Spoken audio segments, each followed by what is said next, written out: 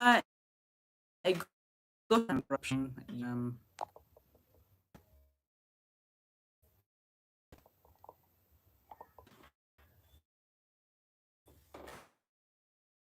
Because at the same time, here, that means that you've been watching this. I'm doing this because it's my passion. I'm doing this because I want, I didn't have anyone to help me to simplify it for me or to make it very clear and to make it very brief for me. I went through 3 years of university and I didn't know what I was studying and what I wanted to do or the practicability of even or the application of what I was doing. So that is why I did the accelerated mentorship program, to be able to bring the clarity, to shed more light, and then to be able to squeeze it into a short period of time, because I know so many people are busy and after school then you're hustling, you're looking for money, you have family, you have so many things. Like right now, when I walked into the house, I just kissed my kids and said, asked them how they were, and I spent like 20 minutes with them, giving them juice and just sitting with them, cuddling with them, touching them. But again, I had to run and be on this live. Why? Because I know that this is helpful to someone that wants to actually get into helping people, into changing the world, into transforming the world, okay? And we are doing it together. So, right from the story of my first time on NTV and how they got to know me, and when she invited me, I went, and I mean, I was there. The feedback they got was quite overwhelming, and so they were actually, I mean, their boss was like, why don't we have her every week? And so I mean, Farida comes back, and before I know it, she's inviting me, and I was on that show. Must have been for 4 or 5 solid years, okay, doing every Thursday. By the time you have that repetitive kind of being invited and called upon to do that, that means there's something about you. There's information that people are yearning for. There's so many people who would tell me, I wake up every day wanting to, I mean, thinking it's a Thursday, and I want to watch, I want to watch you. When I put on and it's everyone else, I just switch off and go to work. But when I know it's a Thursday, I even take long to get to work. I've had CEOs tell me that. I've had bosses tell me that. I've had people in the government tell me that. MBs tell me that. I mean, State House tell me that, as in so many. But that means there was value, okay? And that is what I usually say, that your thing should be to add value. Your thing is not about being a celebrity. It's not about being up there.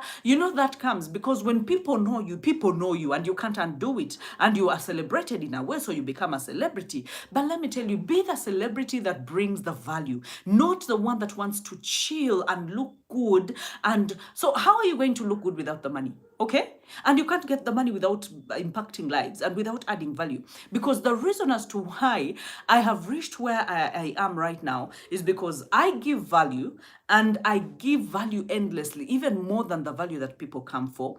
And I actually put in the time, the effort, okay? And I get referrals. I don't know how many people I get every day on referral system. Someone, oh, you met so and so, and now he told me I should come meet you. You met so and so, and I should come meet you. And I do not charge small money for my sessions. A couple session is 400,000. A single session at office is 200,000, and a phone session is 150. Now that is not small money. It's only a person that has built trust over time and value over time, that someone will be like, you know what, I don't care. I will pay the money, but I want 2 hours of your time. I want 1 hour of your time. And when the MTNs of this world and the corporate companies are inviting you, and you tell them that, you know what, my red card is 2 millions per hour. And they're like, you know what, give us 2 hours. And I'm like, okay, 2 hours, that is 4 millions. They're like, it's okay, come. And I'm like, This has been the past 10 years of my life, building and putting effort and building value and giving endlessly and doing what I have to do persistently and consistently without giving up. Because if it were another person, maybe they would have given up when they were recording the clips. And maybe they would have said, oh, I don't have transport, so I can't come to produce those clips of 2 minutes. If it were another person and they were given an hour on radio, maybe they would have said, oh, I don't have transport and it is night and I'm a young girl, so I fear something can happen to me. Let me tell you, I walked through rain, through and by the way, when people used to invite me, before I even bought my first car, I bought my first car that was in 20, not 20, 2000, 2015, yes. Now, before I even bought my first car, I would go to places on a boda and ninesi muraka kafufulunji, and the people that I'm speaking, I'm speaking to, or I've come to present to, are parking. I mean, whatever, Range Rovers, whatever kind of cars. They would sit down, they would take notes, they would come, they would ask for my cards, and I was intelligent. I had cards on me in my bag. I used to have nice looking bags, all from downtown. I would have clothes from downtown, and as in, that is way before, because I would not be there saying, posing, oh, I want a good life. Oh, and then to have that good life, I had to, maybe some people, I kept asking myself, where are the rest of the coaches? Maybe some people used to want I mean, they got the easy way out, got men, got married early or did whatever they needed to do in order to have a good life. I was like, no, I will stick to my bad life, but I will put in the time, I will give the value, and I will get what I want. So when it comes to the niche, that is when I found out I was more inclined onto relationships. And why? This came following me from my family, because I came from a broken family and I was looking for ways to fix, I think, my mother and father. And that is when I landed into my niche. So I felt for every child that was coming from broken homes. I felt for every child that came that came from fighting parents, from separated parents. And I didn't know. I kept asking myself, why are my parents separated? What exactly has the problem been? Were we the children the problems? Remember, I'm the firstborn, so I have to find every answer. So that is how I stumble onto my niche, and I didn't know it was called a niche. I didn't know it was called a niche. So I'm so passionate about relationships. Ask me anything, even if I'm just from sleep, even if, as in, I am serious about relationships. And that has been my niche ever since. Now, my other niche was really to help the people. After I've completed the 10 years, the 20, the 11 years, 12 years, and 15 years of my career and developing a brand and all that, I was like, you know what? There's so many people who keep asking me, Wachikolotia, how did you do it? How did you get there? How did you get to a place because where I am right now, I decide my paycheck. I decide how much I want to earn. But this is not how I started. I started by investing in myself. I started by footing. I decided by, doing, jobs that would pay me small money so that I can invest in what I'm doing, so that I can get transport, so that I can get a border. I did all those things, not knowing that I was actually building a brand. So I built it the long way, because it took me long, and I actually stumbled onto everything, okay? Because then when they invited me and they would give me, for example, NSS would invite me and they're like, you know what, they send me an email, hi Bahati, kind regards, and we've seen your work and would really love you to come and talk to our staff. And then I would ask them, I don't know where the wisdom, I would ask them, okay, so what kind of topics would you want to handle? And then, because if people see you on TV, they think you can handle everything. And then they would tell either it's a human resource support thing or it's so they would give me, and then they would tell me, we want you to talk about relationships as well, because our workers are in relationships and in marriages.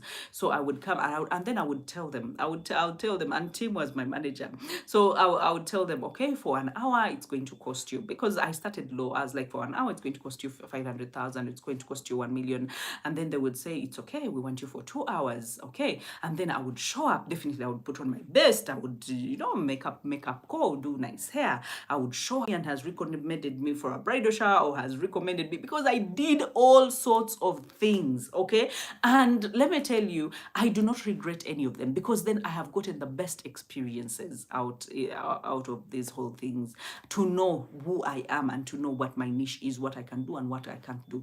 Right now, you can't invite me for a bridal shower. I will not show up because that is not my niche. My niche is actually mentoring relationships and then mentoring the next generation of coaches and mentors and consultants, those that are going to change the world, transform the world, and those that are going to be gladiators, change agents, those that are going to heal and mend the hearts of people. Those are the people that I want to mentor, those that are passionate, those that are reaching out, those that know they have something more to give, and those that are not giving up on their dreams. Let me tell you, this is possible, and if you don't do it now, there is no any other time.